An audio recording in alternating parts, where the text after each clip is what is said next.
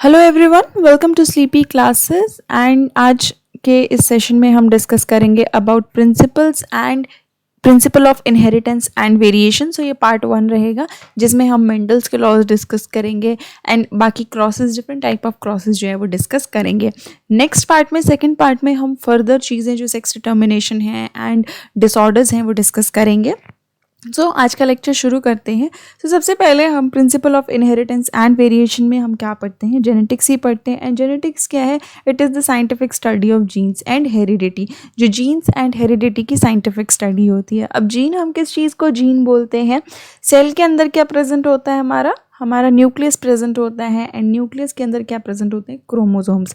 अब वो क्रोमोसोम में क्या होता है? हमारा डीएनए होता है। एंड डीएनए के एक सेगमेंट को हम क्या बोलते हैं? जीन बोलते हैं, जिसमें हमारी सारी की सारी इन्फॉर्मेशन स्टोर होती है। एंड ये इन्फॉर्मेशन क्या होती है? हेरिटेबल होती है, इनहेरिटेबल होती है। Means it pass on from one generation to another generation. ठीक है, हमें जो जीन्स आई हैं वो कहाँ से? हमारे पेरेंट्स से आई हैं, हमारे पेरेंट्स में उनके पेरेंट्स से आई हैं। ठीक है, हमारे पास जो जीन्स हैं, हमारे पास जो इन्फॉर्मेशन है वो आगे जो है वो हमारे ऑफस्प्रिंग्स को क्या होगी? इनहेरिट हो जाएगी। ठीक है, so this is what genes mean. अब फादर ऑफ जेनेटिक्स हम किसको बोलते हैं? फादर ऑफ जेनेटिक्स हम बोलते हैं ग्रेगर मेंडल को। अब ग्रेगर मेंडल को हम फादर ऑफ जेनेटिक्स क्यों बोलते हैं? कि ग्रेगर मेंडल ने क्या किया था? हाइब्रिडाइजेशन एक्सपेरिमेंट्स कंडक्ट किए थे फॉर द 7 ईयर्स। 7 ईयर्स तक इन्होंने हाइब्रिडाइजेशन कंडक्ट किए थे। And that was between 1856 to 1863। अब ये जो इन्होंने एक्सपेरिमेंट्स किए थे, ये किस पर किए थे? पी प्लांट पर किए थे। जो स्वीट पी, गार्डन पी होता है ना, उस पर जो है इन्होंने ये जो है वो एक्सपेरिमेंट किए थे। अब इन्होंने किया क्या था? इन्होंने 14 ट्रू ब्रीडिंग प्लांट वेराइटीज़ ली थी। ठीक है, पेयर्स में वो ली थी। उनमें सब कुछ सेम था, लेकिन उनमें एक कैरेक्टर क्या था? डिफरेंट था। ठीक है, बाकी सारे जो थे, जो वन कैरेक्टर जो था वो डिफरेंट थे, जिसमें कॉन्ट्रास्टिंग ट्रेट्स थे। मतलब कॉन्ट्रास्टिंग ट्रेट्स थे, उसका मतलब क्या है? कि मतलब जैसे उन्होंने एक कैरेक्टर ले लिया, प्लांट हाइट। ठीक है, प्लांट हाइट क्या हो गया? कैरेक्टर हो गया। ठीक है, अब वो जो प्लांट हाइट है उसमें 2 ट्रेट्स आते हैं। अब वो ट्रेट क्या हो सकते हैं? कि या तो वो प्लांट क्या हो सकता है? टॉल हो सकता है, या वो प्लांट क्या हो सकता है? ड्वार्फ हो सकता है। सो ये जो है ये क्या होते हैं? हमारे ट्रेट्स होते हैं।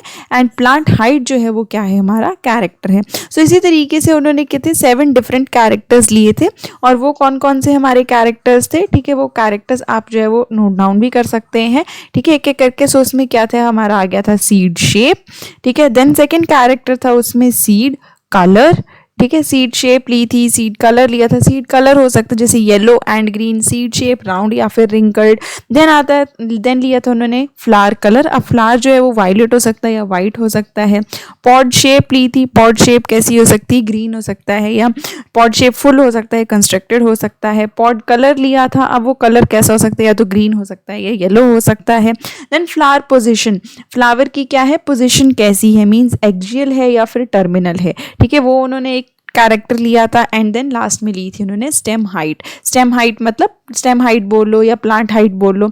ठीक है, कि या तो प्लांट जो था वो क्या था? टॉल था, या फिर क्या था? डॉफ था। सो ये 7 कैरेक्टर्स उन्होंने लिए थे। एंड इनके कॉन्ट्रास्टिंग ट्रेट्स थे। एंड इन पर इन्होंने क्या था? हाइब्रिडाइजेशन एक्सपेरिमेंट्स किए थे फॉर 7 ईयर्स। एंड 7 ईयर्स तक ये एक्सपेरिमेंट्स करने के बाद ही गेव 3 लॉज ऑफ जेनेटिक्स। अब वो जो लॉज ऑफ जेनेटिक्स थे वो कौन से थे? Law of dominance, law of segregation and law of independent assortment. अब ये जो 3 लॉज हैं ये हम जो है वो मिलके डिस्कस करेंगे। सो पहले कुछ टर्म्स हैं जो हमारी यूज़ होंगी, सो वो हम एक बार स्टडी कर लेते हैं ताकि आपको कोई कन्फ्यूजन ना हो जब भी मैं कोई ऐसी टर्म यूज़ करूं। सो फर्स्ट है जीन। जीन क्या है? जेनेटिक फैक्टर है जो बहुत सारे कैरेक्टरिस्टिक्स को डिटरमाइन करने में हेल्प करता है। एक और टर्म आती है एलील। एलील क्या है? वन ऑफ द 2 और मोर ऑल्टरनेट फॉर्म्स ऑफ जीन। ठीक है, जीन्स की जो ऑल्टरनेटिव फॉर्म्स हैं उनको हम एलील्स बोलते हैं। Then comes the locus. Locus क्या होता है? एक स्पेसिफिक प्लेस होता है क्रोमोसोम पे which is occupied by an allele. Allele जो है एक स्पेसिफिक किसी पोजीशन पे या प्लेस पे प्रेजेंट होती है क्रोमोसोम में, उस प्लेस को हम क्या बोल देते हैं? लोकस बोल देते हैं।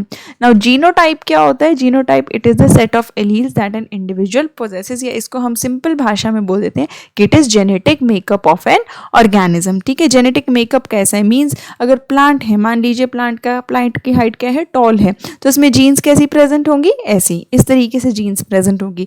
प्लांट क्या है? डॉफ है, तो उसमें जीन्स जो है वो ये प्रेजेंट होगी। तो ये जो टर्म है इसको हम बोल देते हैं जेनेटिक मेकअप। अब ये कंफ्यूज नहीं होना है कि कैपिटल टी क्यों लिखा है, स्मॉल टी क्यों लिखा है, वो हम आगे जब क्रॉसेस करेंगे तब आपको समझ आ जाएगा कि ये हेटेरोजाइगस क्या है, होमोजाइगस क्या है। सो इस तरीके से हम जीन्स को रिप्रेजेंट करते हैं। कैपिटल जो है वो डोमिनेंट होता है एंड जो स्मॉल जो है वो किसके लिए होता है, रिसेसिव ट्रेट होता है।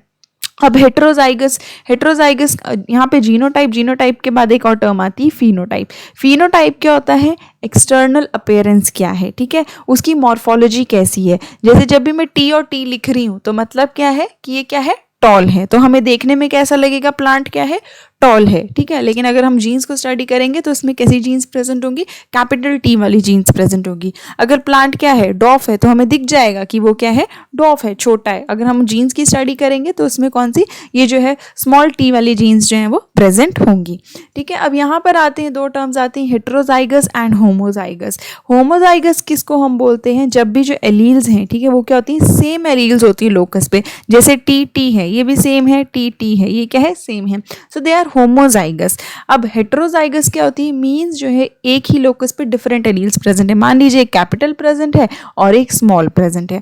अब जब ये दोनों प्रेजेंट होती है तब प्लांट क्या होगा, टॉल होगा या डॉफ होगा। वो मेंडल ने एक लॉ दिया था, वो हम आगे स्टडी करेंगे तब हम इसको पता लगाएंगे।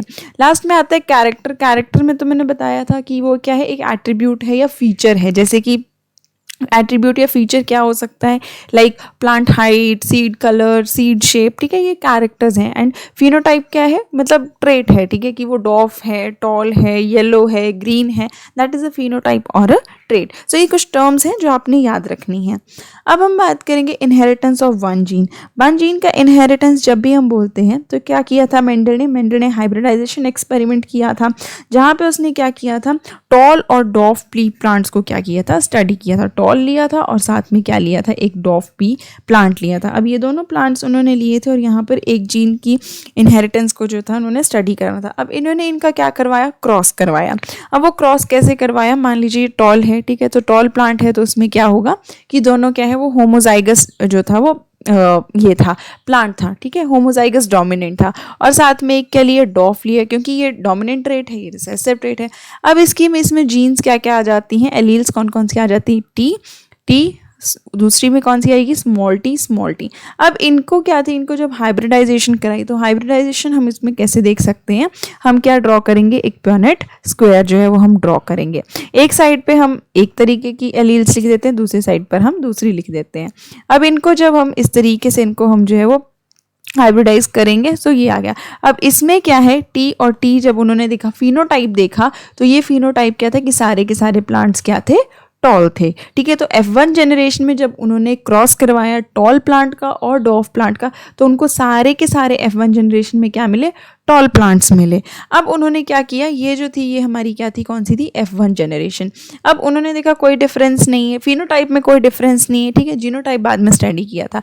अब उन्होंने यही प्लांट को क्या किया, वापस से एक दूसरे के साथ क्या करवा दिया, सेल्फिंग करवा दी। तो जब सेल्फिंग करवा दी तो फिर एलील्स क्या होगी, T into T and T and T, ये होगी। अब इसका फिर से अगर हमने प्योनेट स्क्वायर बनाया, ये कौन सी है, हमारी F2 जनरेशन है, ठीक है। So T T T T, तो क्या आ गया, T T T T then T and T, T and T. अब इसमें उन्होंने देखा कि इसमें जो था वो कुछ रेशो आ रहा है, मीन्स तीन प्लांट्स जो हैं वो क्या आ रहे हैं हमारे पास, फिनोटिपिक रेशो, मीन्स जो हम एक्सटर्नली देख सकते हैं। सो तीन प्लांट्स क्या आ रहे हैं हमारे पास, टॉल आ रहे हैं, एंड एक प्लांट क्या आ रहा है हमारे पास, डॉफ आ रहा है, ठीक है। लेकिन अगर हम इसका जीनोटिपिक रेशो स्टडी करेंगे तो वो कैसे आ रहा है, जीनोटाइप, एक T into capital T small T, जो कि क्या है, हेटेरोजाइगस कंडीशन है, एंड देन स्मॉल टी। तो ये कितने हैं हमारे पास, ये 1 है, then this is 2 and this is 1, तो क्या है 1:2:1।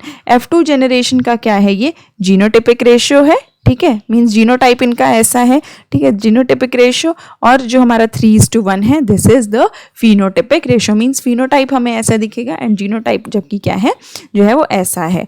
अब यहाँ से हमारे पास एक लॉ आता है, ठीक है, जो इस चीज़ पे जो है बेस है, हेटेरोजाइगस कंडीशन पे बेस है, and that is the law of dominance. अब ये लॉ ऑफ डोमिनेंस क्या स्टेट करता है कि जो रिसेसिव ट्रेट है, दे आर ऑलवेज डोमिनेटेड और मास्क्ड बाय डोमिनेंट ट्रेट, ठीक है।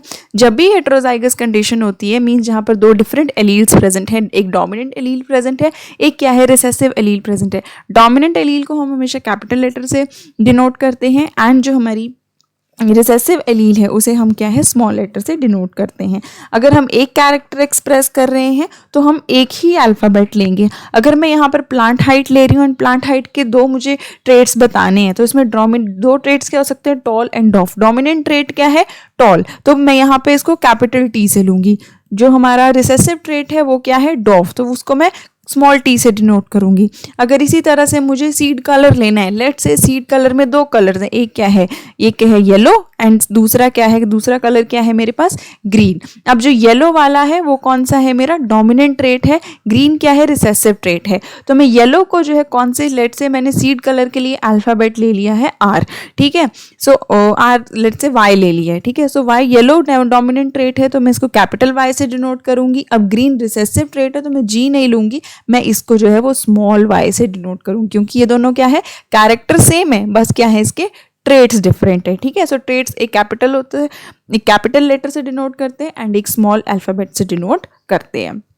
अब लॉ ऑफ डोमिनेंस क्या बोलता है कि जब भी हेटेरोजाइगस कंडीशन होती है, मींस दोनों एलील्स प्रेजेंट है, डोमिनेंट भी है और रिसेसिव भी है, तब इसमें जो है दोनों जब प्रेजेंट है तो डोमिनेंट अपने आप को एक्सप्रेस कर पाती है, रिसेसिव अपने आप को एक्सप्रेस नहीं कर पाती है, एंड इसी को हम बोलते हैं लॉ ऑफ डोमिनेंस। जैसे यहाँ पर देखो कि फिनोटाइप क्या है हमारे पास, फिनोटाइप क्या है हमारे पास, रेड कलर का फ्रूट है तो जीनोटाइप ए। यहाँ पर जो हमारे पास यहाँ पर क्या है, फिनोटाइप है येलो कलर का फ्रूट, तो वो हमारे पास रिसेसिव जीनोटाइप है स्मॉल ए एंड स्मॉल ए। अब हेटेरोजाइगस कंडीशन जब आ गई, एक कैपिटल है एक स्मॉल है, हमारे पास डोमिनेंट कौन सा है, रेड कलर है, और ए ये एलील प्रेजेंट है तो अपने आप को ये वाली एलील अपने आप को एक्सप्रेस करेगी, रिसेसिव एलील अपने आप को एक्सप्रेस नहीं कर पाती है। सो लॉ ऑफ डोमिनेंस की ये तीन चीज़ें हैं, ठीक है, कि जो कैरेक्टर हैं they are controlled by discrete units, जिनको हम क्या बोलते हैं, फैक्टर्स। कैरेक्टर को कौन कंट्रोल करता है, डिस्क्रीट यूनिट्स कंट्रोल करते हैं, जिसको हम क्या बोलते हैं, फैक्टर्स, एंड फैक्टर्स को हम अभी क्या बोलते हैं, जीन्स बोलते हैं। सेकेंड, ये हमेशा किस में होते हैं, इट अकर इन पेयर्स, ये हमेशा किस में रहता है, पेयर्स में रहता है, ठीक है, कभी भी सिंगल नहीं होगा, या तो होमोजाइगस होगा आइदर हेटेरोजाइगस होगा, ठीक है, लेकिन ये हमेशा हमेशा पेयर्स में रहता है। थर्ड थिंग इसमें क्या है कि जो डिसिमिलर होते हैं, मींस हेटेरोजाइगस कंडीशन में क्या होता है, डोमिनेंट अपने आप को एक्सप्रेस करता है जबकि रिसेसिव अपने आप को एक्सप्रेस नहीं कर पाता है, ठीक है। और अगर हम इसमें अगर हमने क्रॉस की बात की, हमने अभी इनहेरिटेंस ऑफ वन जीन में क्या किया था, क्रॉस स्टडी किया था, तो क्रॉस स्टडी करने के बाद वो जो क्रॉस था that is termed as the monohybrid cross. उस क्रॉस को हम मोनोहाइब्रिड क्रॉस बोलते हैं। मोनोहाइब्रिड क्रॉस क्यों बोलते हैं, क्योंकि मोनोहाइब्रिड क्रॉस में हम यूजुअली क्या स्टडी करते हैं, दो प्लांट्स लेते हैं सेम स्पीशीज के, लेकिन उसमें हम एक कैरेक्टर का ट्रांसमिशन देखते हैं, जिसमें एक ही कैरेक्टर का ट्रांसमिशन होता है, उस क्रॉस को हम बोलते हैं मोनोहाइब्रिड क्रॉस। तो हमने क्रॉस किसके बीच में करवाया था, टॉल प्लांट एंड डॉफ प्लांट, इसके बीच में जब हमने क्रॉस करवाया था तो F1 जनरेशन में हमें क्या रिजल्ट मिला था कि सारे के सारे प्लांट्स क्या हैं, टॉल हैं, ठीक है, और इसमें फिनोटिपिक रेशियो जीनोटिपिक रेशियो कुछ था नहीं, सारे के सारा क्या था, हेटेरोजाइगस कंडीशन आई थी। F2 जनरेशन जब हमने किया तब यहाँ पे फिनोटिपिक और जीनोटिपिक रेशियो डिफरेंट था। फिनोटिपिक रेशियो हमारे पास कितना आया था, phenotypic ratio was 3:1, means 3 plants क्या थे, टॉल, एक डॉफ था। जीनोटिपिक रेशियो क्या आया था, 1:2:1, ठीक है, जिसमें क्या था, 1 क्या था हमारे पास होमोजाइगस डोमिनेंट, 2 क्या थे हमारे पास हेटेरोजाइगस, एंड 1 क्या था, होमोजाइगस रिसेसिव, ठीक है। सो ये इनका क्या आया था, हमारा रेशियो आया था। ये रेशियो आपने याद रखना है क्योंकि ये बहुत बार एज इट इज पूछ लिया जाता है कि what is the ratio of the monohybrid cross for F2 generation phenotypic ratio, ठीक है, फिनोटिपिक रेशियो यूजुअली या फिर जीनोटिपिक रेशियो पूछ लिया जाता है for monohybrid cross in the case of F2 generation, ठीक है। अब नेक्स्ट लॉ जो था वो था लॉ ऑफ सेग्रीगेशन। अब लॉ ऑफ सेग्रीगेशन क्या बोलता है कि जो एलील्स हैं, ठीक है, वो कोई भी ब्लेंडिंग शो नहीं करती हैं, और जो दोनों कैरेक्टर्स हैं, ठीक है, वो क्या है, एज इट इज़ रिकवर हो जाते हैं F2 जनरेशन में। तो सिंपल सा मतलब है कि यहाँ पे जो दोनों कैरेक्टर्स हैं उनकी ब्लेंडिंग नहीं होती है, वो दोनों के दोनों क्या होते हैं, एकदम से क्या होती हैं, सेग्रीगेट एंड रिकवर हो जाती हैं, ठीक है। जैसे कि the alleles of a given locus segregate into different gametes, ये डिफरेंट गैमीट्स में सेग्रीगेट हो जाते हैं, कभी भी ब्लेंड नहीं होते हैं। सो this is the law of segregation, ठीक है। अब जैसे होमोजाइगस पेरेंट है, let's say this is homozygous parent, तो वो क्या सिमिलर काइंड ऑफ एलील्स जो है वो प्रोड्यूस करेगा, लेकिन जो हेटेरोजाइगस पेरेंट है वो दो तरह की एलील्स प्रोड्यूस करेगा, एक कैपिटल T आएगी और एक क्या आएगा, स्मॉल t आएगा, ठीक है। This is the law of segregation. अब अब एक और इसमें फिनोमेनन आ जाता है, दैट इज इनकम्प्लीट डोमिनेंस का। अब इनकम्प्लीट डोमिनेंस क्या है?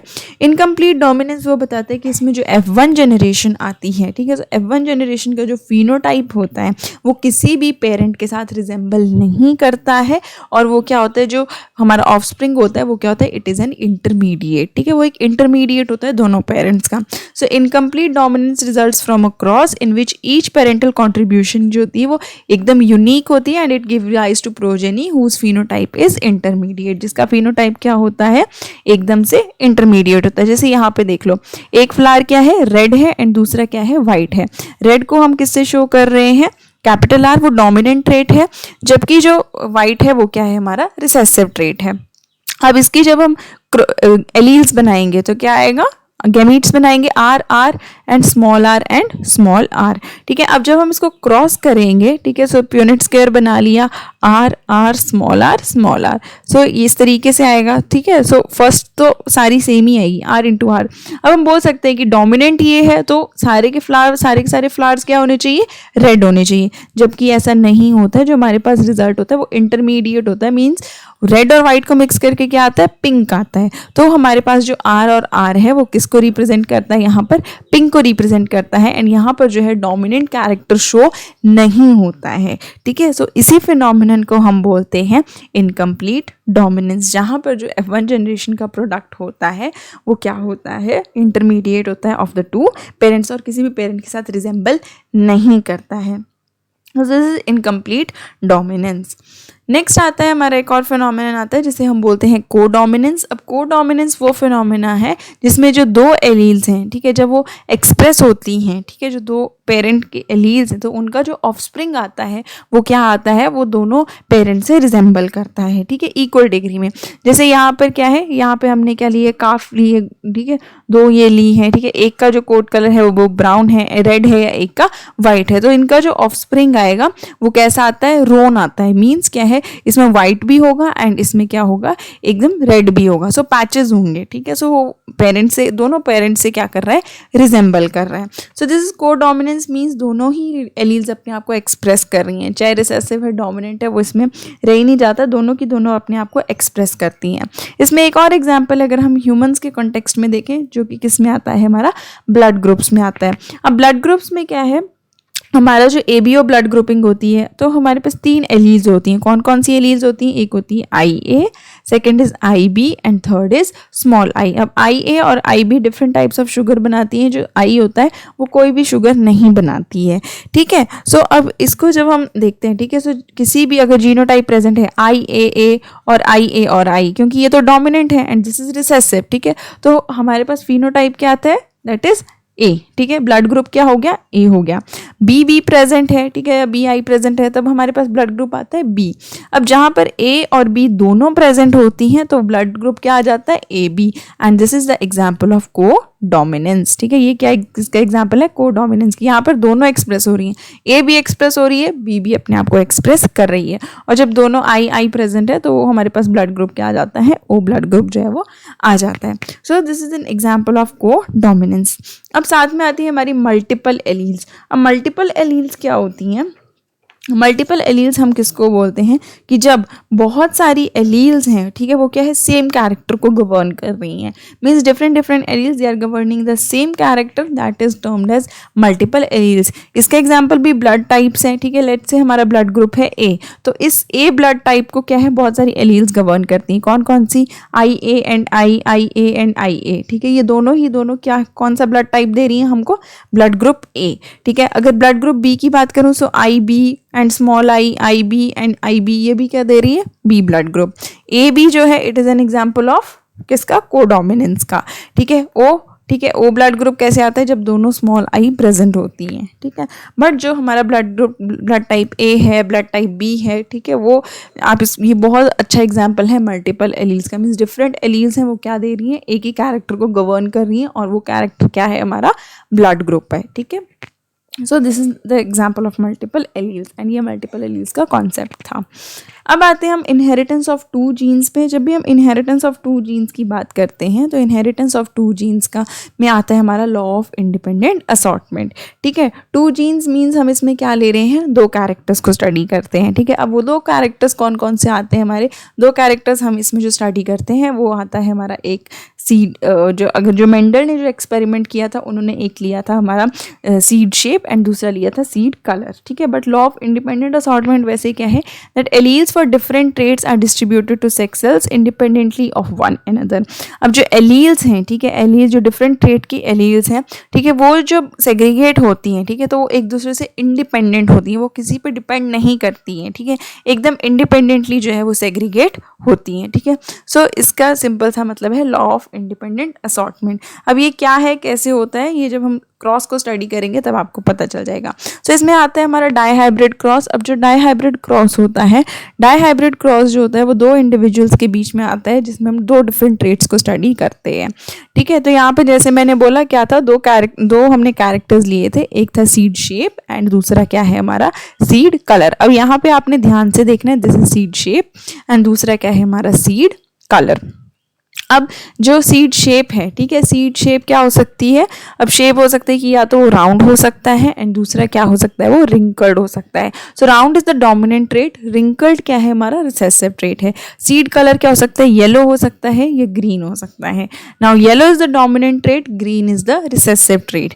ठीक है, सो जब हम इनको साथ में लेंगे तो अगर हमारी राउंड और येलो सीड है तो हम उसको कैसे रिप्रेजेंट करेंगे, R R Y Y, and wrinkled and green seed है तो हम उसको कैसे रिप्रेजेंट करेंगे, small R and small Y के साथ। ठीक है, सो ये हमारे क्या है, जीनोटाइप्स हैं। अब इसका F1 जनरेशन और F2 जनरेशन हम कैसे निकालते हैं, ठीक है, अब उसको पूरा स्टडी करेंगे तो हमारे पास कौन कौन सी है, राउंड एंड येलो एंड दूसरा क्या है हमारे पास, रिंकल्ड एंड ग्रीन, इस तरीके से है।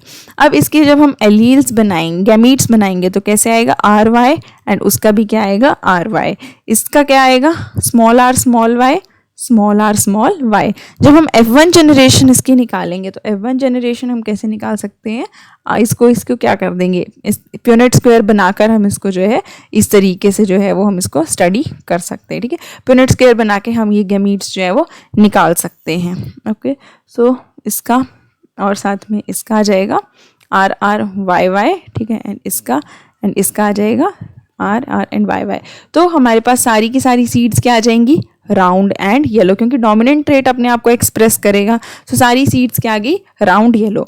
अब ये जो राउंड येलो है, अब हमने इसकी क्या करवा देनी है, ये तो हमारे पास आ गई F1 जनरेशन। अब F2 जनरेशन के लिए हम क्या करेंगे, इसकी क्या करा देंगे, सेल्फिंग करा देंगे। तो जब हम सेल्फिंग कराएंगे तो इसके गैमीट्स कैसे आएंगे, अब इसके गैमीट्स डिफरेंट होंगे, आर वाई, सेकेंड क्या होगा, small R capital Y, then क्या हो सकता है, स्मॉल आर स्मॉल वाई। ठीक है, एंड एक और इसमें रह गया, जो रह गया वो आएगा capital R small Y. Same इसके भी यही गैमीट्स होंगे। अब इनका जब हम क्रॉस बनाएंगे, ठीक है, तो ये जो क्रॉस बनेगा ये 16 इसका क्रॉस बनेगा एंड यहाँ पर हमारे इस तरीके से सारे के सारे जीनोटाइप्स आएंगे। अब अगर हम इसका फिनोटिपिक रेशियो देखें तो फिनोटिपिक रेशियो कैसे आएगा, येलो और राउंड कितने हुए हमारे पास, 1 2 3 4 5 6 7 8 9, 9:1 2 3, 3:3 और ये क्या हो गया हमारा 1। तो ये इसका क्या आएगा हमारे पास, फिनोटिपिक रेशियो होगा, जहां पर ये क्या है हमारा राउंड, 9 क्या है हमारे पास, राउंड येलो है। ठीक है, 3 क्या है हमारे पास, राउंड और क्या बोल सकते हैं, राउंड ग्रीन है। ठीक है, देन बाकी 3 हमारे पास क्या है, हमारे रिंकल्ड येलो हैं। ठीक है, they are wrinkled yellow and then हमारे पास एक जो बच जाता है दैट इज रिंकल्ड ग्रीन। ठीक है, वो क्या है हमारे पास, रिंकल्ड ग्रीन है। तो इस तरीके से हमारे पास क्या है, 4 डिफरेंट फिनोटाइप्स हमें मिल जाते हैं और उनका रेशियो आता है 9:3:3:1। जीनोटिपिक रेशियो आप कैलकुलेट कर सकते हैं लेकिन वो बहुत ज़्यादा कॉम्प्लेक्स है, बट इफ़ यू वांट आप अपनी कॉपी में ड्रॉ करके इसको भी कैलकुलेट कर सकते हैं। थोड़ा डिफिकल्ट है बट इम्पॉसिबल नहीं है, सो वो बहुत ज़्यादा कॉम्प्लिकेटेड है। लेकिन सो इस तरीके से हम 2 जीन्स का इनहेरिटेंस जो है वो स्टडी करते हैं। अब यहाँ पर जो हमने देखा कि यहाँ पर क्या है, जब भी हम क्रॉस बना रहे हैं और गैमीट जो है, 2 ट्रेट्स हमने 2 कैरेक्टर्स हमने लिए तो वो क्या है, एक दूसरे से एकदम इंडिपेंडेंटली क्या हो रहे हैं, असॉर्ट हो रहे हैं। ठीक है, वो दूसरे पे डिपेंड नहीं कर रहा है into the segregation. So that is the law of independent assortment. अब यहाँ पे दो तरह के क्रॉसेस आते हैं, एक आता है टेस्ट क्रॉस एंड दूसरा आता है बैक क्रॉस। टेस्ट क्रॉस हम किसको बोलते हैं, ऐसे इंडिविजुअल का जब हम F1 जनरेशन किसी होमोजाइगस रिसेसिव पेरेंट के साथ क्रॉस करवाते हैं, ठीक है। और इसको हम यूजुअली क्यों करते हैं, ताकि हमने जो है वो एक डोमिनेंट फिनोटाइप को जो है हमें जो है फिनोटाइप का पता लगाना हो। तो टेस्ट क्रॉस यूजुअली क्या होता है, मान लीजिए हमारे पास क्या है, ये हमने टॉल एंड ये साथ में डॉफ, इनका अगर हम क्रॉस करवाते हैं तो हमारे पास F1 जनरेशन में रिजल्ट क्या आता है, T/T। अब इसको जब मैं क्या करती हूँ, रिसेसिव पेरेंट के साथ क्रॉस करवा देती हूँ, ठीक है, तो उस क्रॉस को हम बोलते हैं टेस्ट क्रॉस, ठीक है। सो F2 जनरेशन में कैसे आ जाता है, T, इसको भी हम इस तरीके से प्यूनेट स्क्वायर बना देंगे, ठीक है, T, so T/T, then T/T and then T/T and T/T। So 1:1 का इसमें क्या आता है, हमारे पास रेशियो आता है, मीन्स 50% टॉल एंड 50% डॉफ जनरेशन आती है, ठीक है। अब दूसरे क्रॉसेस होते हैं बैक क्रॉस। बैक क्रॉस क्या होता है, जब हम F1 हाइब्रिड का किसी भी होमोजाइगस पेरेंट के साथ क्रॉस करा देते हैं, तो that is termed as back cross, ठीक है। जैसे हमारे पास F1 जनरेशन में क्या है, अगर हम इसको और इसको अगेन क्या करवा रहे हैं, इसको सेल्फिंग, इसको जो है क्रॉस करवा रहे हैं, F1 जनरेशन हमारे पास क्या आएगी, T/T आएगी, ठीक है। अब इसको जो है वो हम चाहे मैं इसके साथ क्रॉस करा दूं, चाहे इसके साथ क्रॉस करा दूं, तो उसे हम बोल देते हैं बैक क्रॉस। इसका अगर हम क्रॉस बनाएंगे तो हमारे पास क्या आएंगे, सारे के सारे जो होंगे वो टॉल आएंगे, ठीक है। सो ये जो है हमारे पास इस तरीके से ये दो तरह के क्रॉस होते हैं, test cross and back cross. अब आती है हमारी बहुत ही important theory, that is the chromosomal theory of inheritance.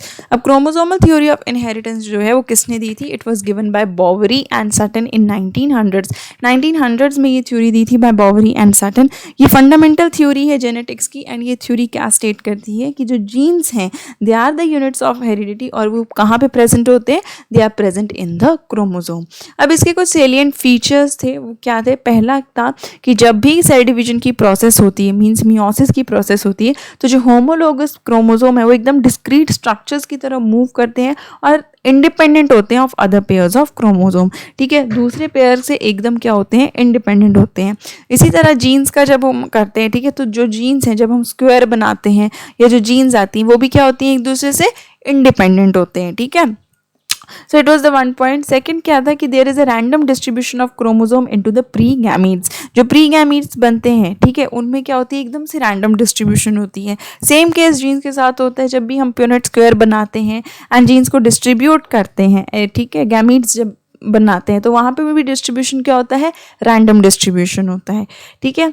Next, each parent synthesises gametes which constitute only half of their chromosomal complement, ठीक है। तो जो पेरेंट्स हैं वो जो गेमीट्स को सिंथेसाइज करते हैं, अब उनमें क्या होता है, एकदम half the number of chromosomes पहुंचते हैं। जैसे मान लो क्रोमोसोम्स क्या है, क्रोमोसोम नंबर 2n है, ठीक है, यहाँ पर ही देखो क्रोमोसोम क्या है, 2n है, लेकिन जर्म सेल्स में जब वो पहुंचता है तो वो क्रोमोसोम नंबर क्या हो जाता है, हाफ हो जाता है।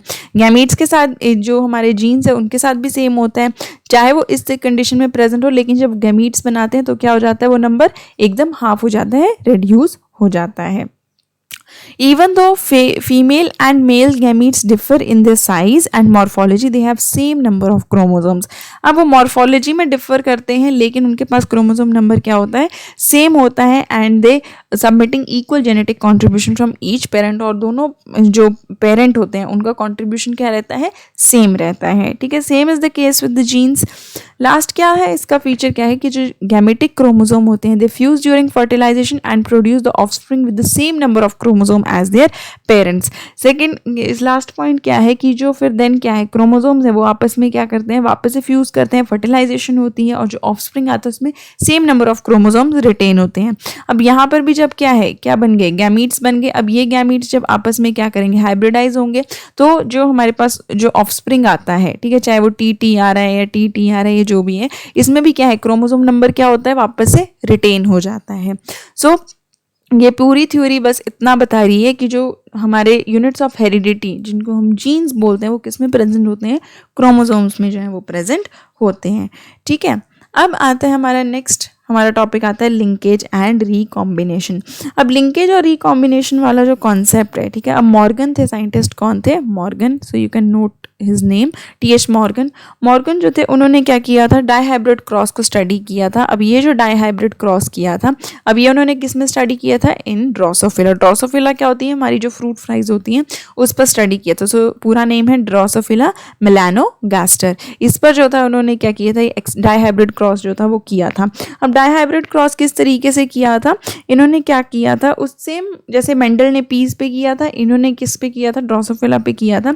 इन्होंने जो ड्रोसोफिला लिया था वो कौन सा लिया था, येलो बॉडी थी, यहाँ पे इसको आप नोट डाउन कर सकते हो, yellow body and white eye female. ठीक है, ये येलो बॉडी और वाइट आई फीमेल को किया था, और इसको किसके साथ उन्होंने क्रॉस करवाया था, with the brown body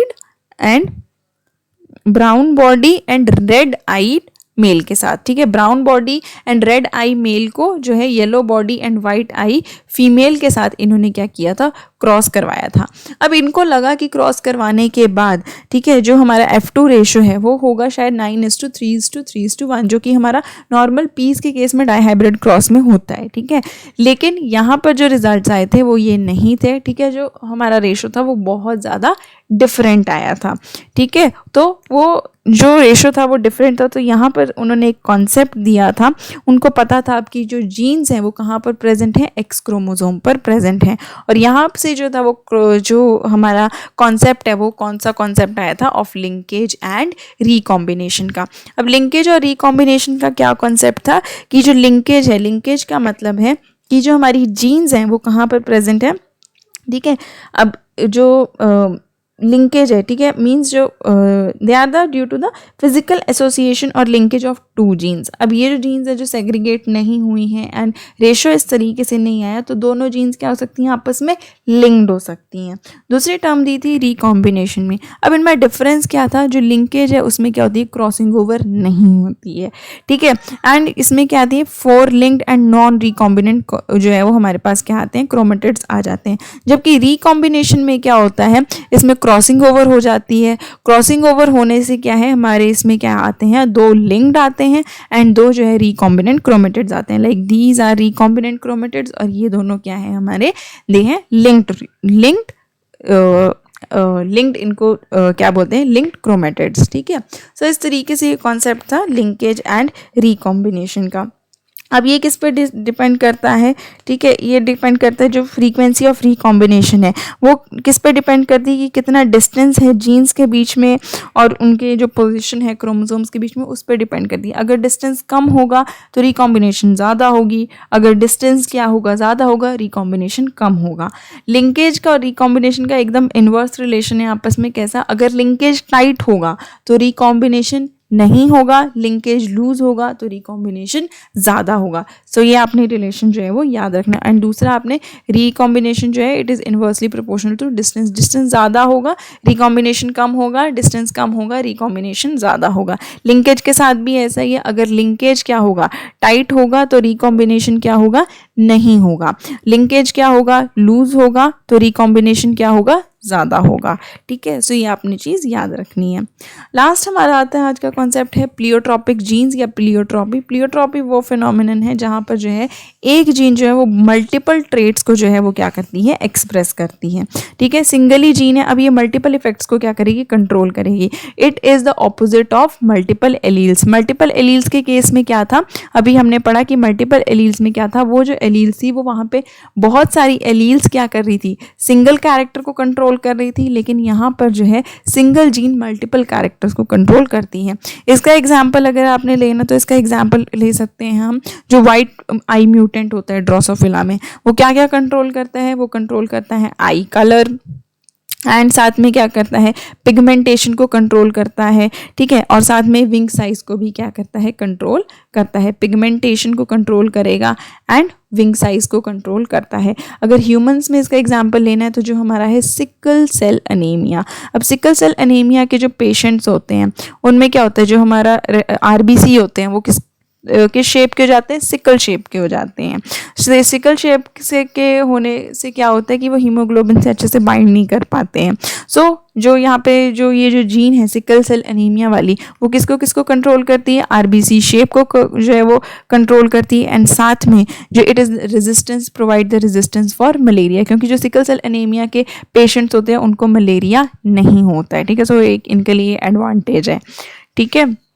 so ये जो है ये एक एग्जाम्पल है प्लियोट्रॉपिक जीन का, ठीक है। सो ये थे हमारे आज का सेशन। नेक्स्ट सेशन में हम इनहेरिटेंस एंड वेरिएशन में सेक्स डिटर्मिनेशन एंड डिसऑर्डर्स को डिस्कस करेंगे। आई होप आपको ये लेक्चर समझ में आ गया होगा। कोई भी क्वेरी है आप कमेंट करके बता सकते हैं। हम जल्दी मिलेंगे नेक्स्ट सेशन में, तब तक के लिए स्टे सेफ, टेक